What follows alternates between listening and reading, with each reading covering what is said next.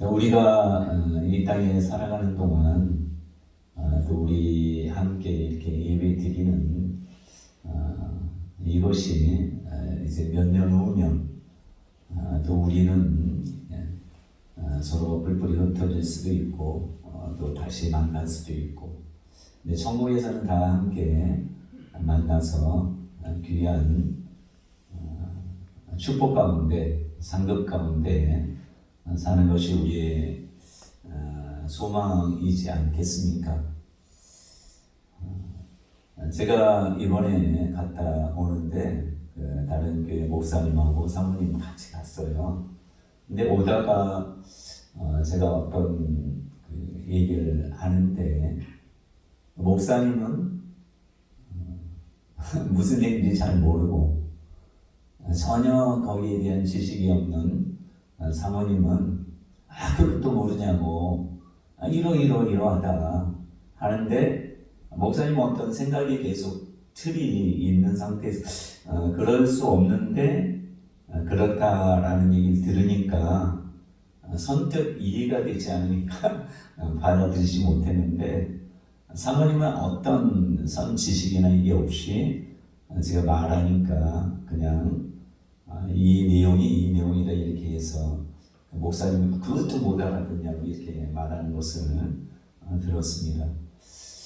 예수님께서 이 이스라엘 땅에 오셨는데, 이스라엘 백성들은 하나님께서 모세를 통해서 율법이라는 걸 주셨어요. 율법이 몇백 년, 몇천 년인지 모르겠지만 그렇게 오랫동안 그들의 삶의 방식. 그래서 우리나라 사람들도 거의 보면 예수를 믿는 사람들도 불교의 그런 영향 가운데, 왜냐하면 고려시대는 오래됐는데도 불구하고 불교의 영향이 지금도 있고, 또 조선시대에 유교의 영향이 엄청나게 뿌리 있게 있고, 또 그전에는 이제 무속이나 이런 자연을 섬기고 하는 것들이 뿌리 깊게 있음으로 인해서 예수를 믿지만 우리나라 사람들은 그런 토대를 위해서 신앙생활을 하는 것을 많이 볼 수 있는데, 여기에서 이제 계속 헤어나지를 못하니까 신앙생활 하는 것이 참 쉽지 않습니다. 미국이나 다른 영국이나 이런 나라들 같은 경우는 그래도 미국 같은 경우는 청교도, 그러니까 정말 예수 그리스도를 믿는 것 때문에 목숨 걸고 그게 미국에 건너왔던 이 사람들은 다른 신들이나 이런 것들이 인디안들이 이제 다른 종교를, 다른 우상을 섬기고 했지만 이들은 미국 사람들은 그런 게 없기 때문에 쉽게 하나님에 대한 것을 받아들이는 것이 아닌가 생각하는데, 그러니까 유대인들은 율법이나 또 본인들이 이제 구약의 말씀을 보면서 예수, 하나님의 아들 메시아가 이 땅에 태어날 때는 분명히 베들레헴에서 태어날 것이다. 또 사람으로 올 이유는 없다. 어떻게 하나님이 사람으로 올 수 있느냐.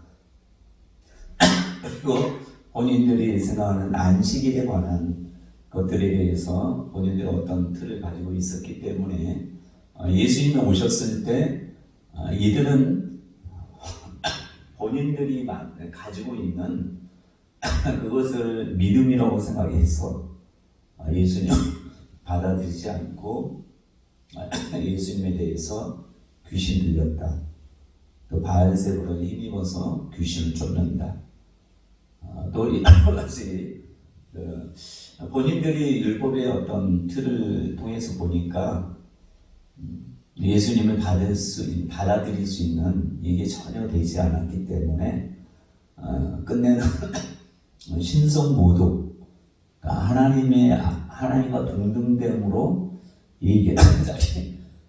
하나님을 아버지라고 하면서 동등되게 여길 뿐만 아니라 자기를 하나님이라고 얘기하는 것을 보고 이 유대인들은 신성 모독이다.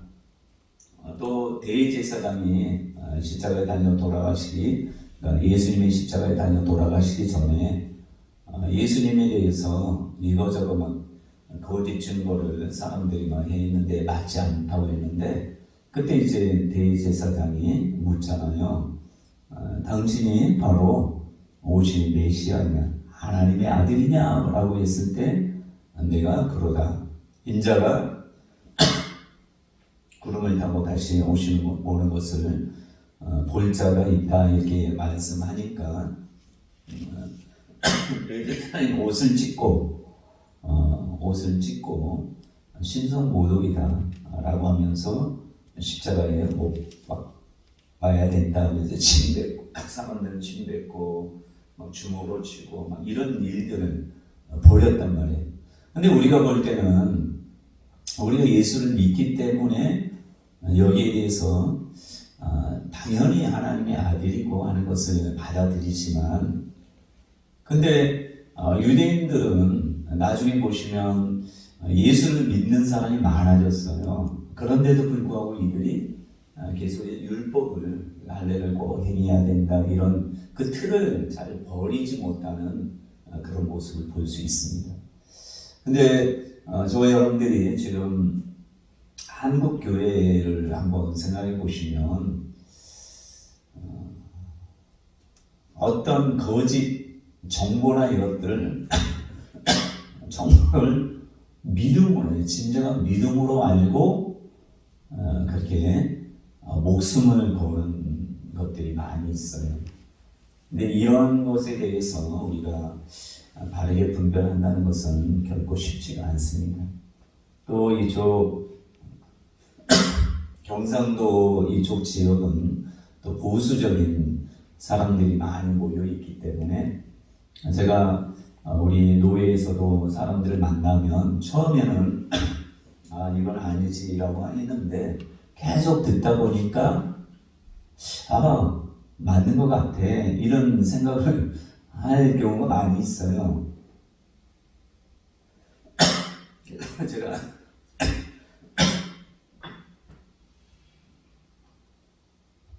잠깐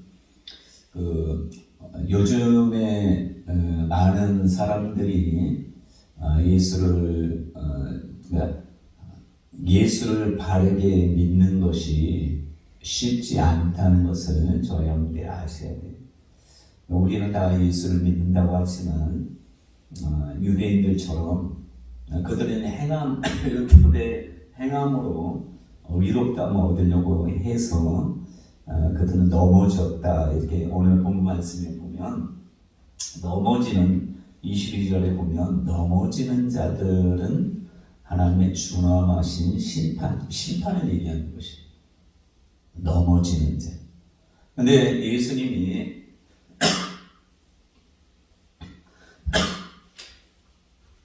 마태복음 21장에 어떤 말씀하냐면 대제사장들과 바리새인들을 향하여서 이런 말씀합니다. 감람나무가 포도나무 심고 나서 타국으로 이제 떠나는 이 아시잖아요. 비유. 농부에게 세를 주고 떠나는데 나중에 이제 그러니까 소출을 이제 받기 위해서 종들을 먼저 보내요. 종들을 보냈을 때 이 사람들이 때리고, 그래서 다시 종들을 또 보내요. 그때는 어떤 종은 죽이기도 하고 그렇단 말이에요. 그때 주인이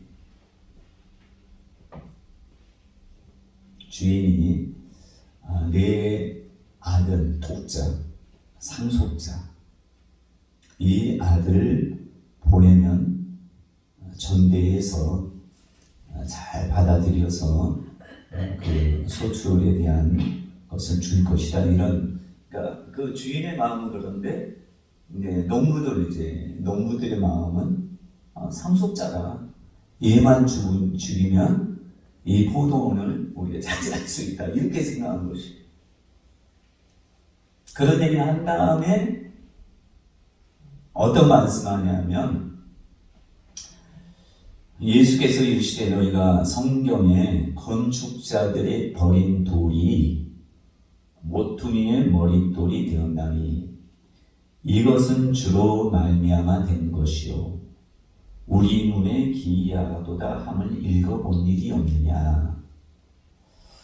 그러므로 내가 너에게 이르노니, 그러니까 대제사 유대인들을 향해서 내가 너에게 이르노니 하나님의 나라를 너희는 빼앗기고 그 나라의 열매 맺는 백성이 받으리라. 이 돌 위에 떨어지는 자는 깨지고 있고 이 돌이 사람 위에 떨어지면 그를 가루로 만들어 흩으리라. 이런 말씀입니다.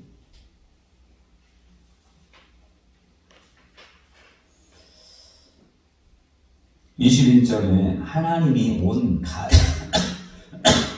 하나님이 참 감람나무 뿌리가 이제 예수 그리스도라고 할 수 있는데, 이 뿌리에 이제 줄기가 있잖아요. 줄기에 가지가 있는데, 가지가 온 감람나무 가지. 이들이 이스라엘 백성이란 말이에요. 온 가지들도 아끼지 아니하셨은즉 너도 아끼지 아니하시리라. 예수를 믿는 우리들도 아끼지 않는다, 이런 말씀이잖아요. 우리는 사랑의 하나님, 긍휼의 하나님 이렇게 생각하고 있는데 로마서 11장에 보면 이방인들의 구원에 대해서 엄청나게 하나님은 준엄하신 그런 하나님으로 사도 바울이 말하고 있는 것이, 그러면서 그러므로 하나님의 인자하심과 준엄하심을 보라. 넘어지는 자들에게는 준엄하심이 있으니 너희가 만일 하나님의 인자하심에 머물러 있으면 그 인자가 너희에게 있으리라. 그렇지 않으면 너도 지키는 바 되리라. 이렇게 말씀해요. 그러니까 우리도 언제든지, 사도 바울이 그런 말씀하잖아요. 선줄로 생각하거든 넘어진 것 조심하라.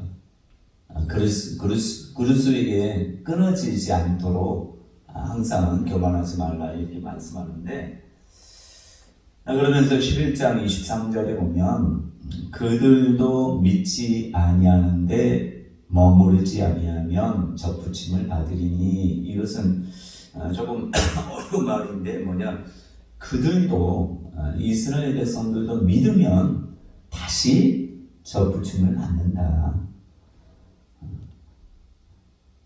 이는 그들을 접붙이실 능력이 하나님께 있습니다.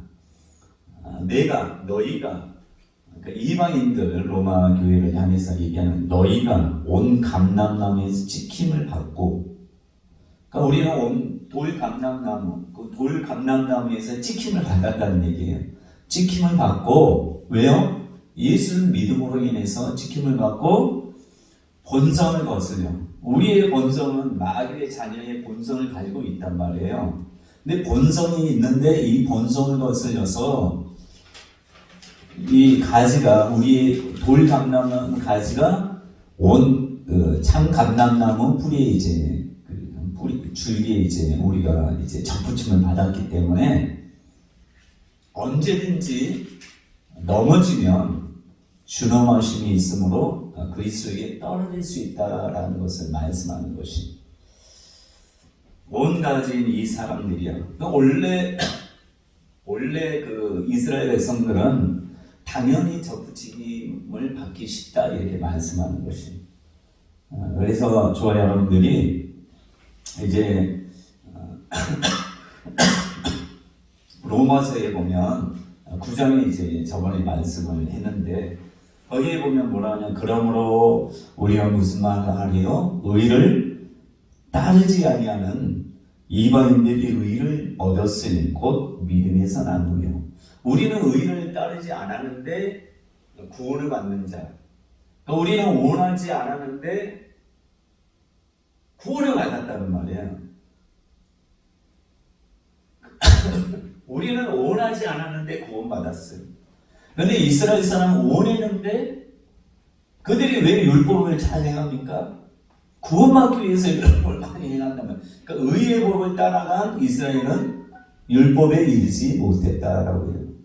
여러분, 따르지 않는 사람이 의를 얻는 것과 의의 법을 따르면서 의를 이루지 못한 사람은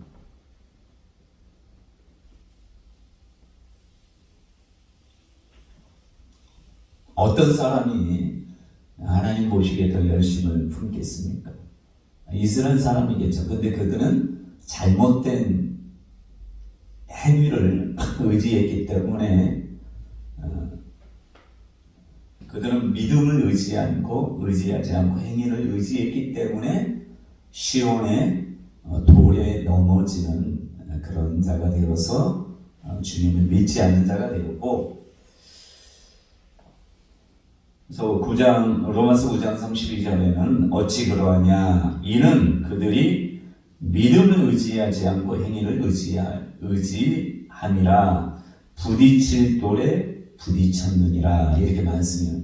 그러면서 예수님이 하신 말씀과 똑같은 말씀이에요. 기록된 바 보라, 내가 걸림돌과 거치는 바위를 시온에 두노니 그를 믿는 자는 부끄러움을 당하지 아니하리라 함과 같으니라. 그러니까 저와 여러분들이 하나님의 말씀에 대해서 우리가 유교나 불교나 어떤 샤머니즘적인 그런 틀을 깨뜨리지 않고는 신앙생활하는 게 어렵다는 것이. 왜냐? 이런 샤머니즘이나 불교나 유교는 지성이면 간천이다라고 하는 것이. 그러니까 우리가 노력하면 한 만큼 하나님께서는 그것을 보시고 보상해 주신다, 이것이. 근데 이것은 율법, 그러니까 이스라엘 사람들이 지금까지 이렇게 살아왔어요. 그러나 하나님께서 우리에게 원하는 것은 시온에 거치는 돌, 부딪히는 돌을 줬는데 그것을 믿기만 해라. 그러면 너희가 행위에 상관없이 구원에 이룰 수 있다, 이런 말씀입니다. 에베소서에 보면 믿음은 행위로 말미암지 않고 믿음으로 말미암기 때문에 누구든지 스스로를 자랑하지 못하게 하려 함이라, 이렇게 말씀합니다. 또 베드로 전서 2장 6절에 똑같은 말씀이 있습니다. 사도 베드로가 뭐라고 하냐면, 성경에 기록되었을 때 보라, 내가 택한 보배로운 모퉁이 돌을 시온에 두노니 그를 믿는 자는 부끄러움을 당하지 아니하리라 하였으니, 그러므로 믿는 너희에게는 보배이나 믿지 아니하는 자에게는 건축자들이 버린 그 돌이 모퉁이의 머릿돌이 되고 또한 부딪히는 돌과 걸려 넘어지게 하는 바위가 되었다 하였느니라. 그러니까 우리 예수 믿는 우리가 행위를 주장하고 어떤 율법을 주장하게 되면 그것이 바로 우리에게 부딪히는 돌과 걸려 넘어지는 바위가 되어서 우리가 넘어진다면, 그러니까 넘어지는 자에게는 준엄한 심판이 있다고 했어요. 그래서 베드로전서 2장 8절 똑같이 또한 부딪히는 돌과 걸려 넘어지게 하는 바위가 되었다 하였느니라. 그들이 말씀을 순종하지 아니함으로 넘어졌다, 이렇게 말씀해요. 그러니까 저와 여러분들이 어떤 그러니까 예수를 믿던 사도행전 15장에 보면 예수를 믿던 바리새인들이 그 사도 바울과 막 심하게 다투하는 것 중에 하나가 뭐냐면 할례 문제, 율법의 문제 때문에 그랬단 말이에요. 그래서 그들에게 대해서 갈라디아서에 보면은 저주를 받을지어다, 이렇게. 구원받을 수가 없다, 이렇게 말씀하는 것이. 저와 여러분들이 그래서 앞에 또 보시면 그들은 믿지 아니함으로 꺾이고 온 가지들이 율법을 의지하고 행위를 의지함으로 예수를 믿지 아니함으로 꺾이고 우리는 너무 그 믿음으로 섰다는 것이에요.